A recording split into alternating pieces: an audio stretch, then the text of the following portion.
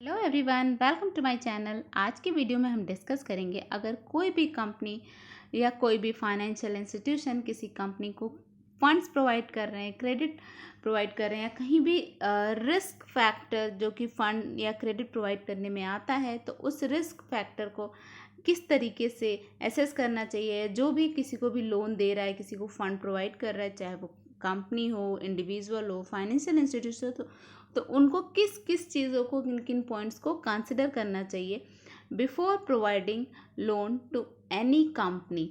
तो आज के वीडियो में हम इन सारी चीज़ों को वन बाय वन डिस्कस करेंगे।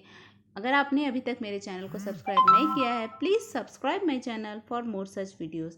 जैसा कि हम सभी जानते हैं, सबसे पहली चीज़ आती है which rating type from the external rating agency is most relevant. हमको ये देखना होगा कि कौन सा रेटिंग टाइप है, लॉन्ग टर्म है, शॉर्ट टर्म है, या किस तरीके का रेटिंग टाइप है। और रेटिंग टाइप को बहुत क्लियरली समझना बहुत ज़्यादा ज़रूरी है। साथ ही साथ हम और डिस्कस कर सकते हैं या और हम क्वेरी कर सकते हैं उसमें, how does the external rating agency define their ratings and how do those compare to your bank internal rating. Bank के इंटरनल रेटिंग और एक्सटर्नल रेटिंग में जो कंपैरिजन आ रहा है वो किस लेवल का है, कितना डिफरेंसेस दोनों में अवेलेबल है।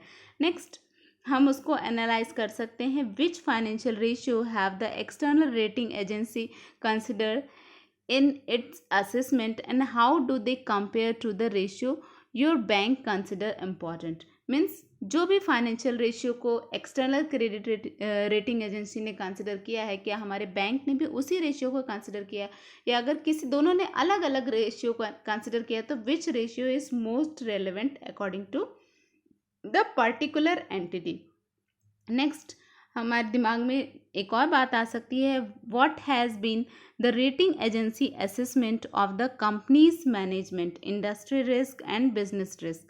मतलब किस तरीके का रिस्क वहाँ पे अवेलेबल है, इंडस्ट्री का रिस्क है या बिजनेस का रिस्क है। Do you have a similar view और डज द व्यू डिफर।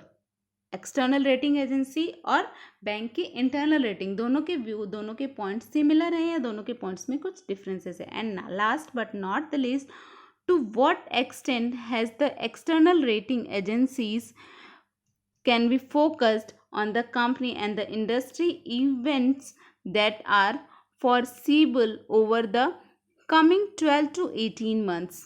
उस कंपनी की financial performance according to the external rating agencies और इंटरनल रेटिंग एजेंसीज में कमिंग मंथ्स में किस तरीके की उनकी फाइनेंशियल परफॉर्मेंस है। इन सारी चीज़ों को ध्यान में रखते हुए किसी भी क्रेडिट का असेसमेंट किया जाता है for any loan and kind of requirement। That's all for today's video. Have a nice day. Thanks for watching.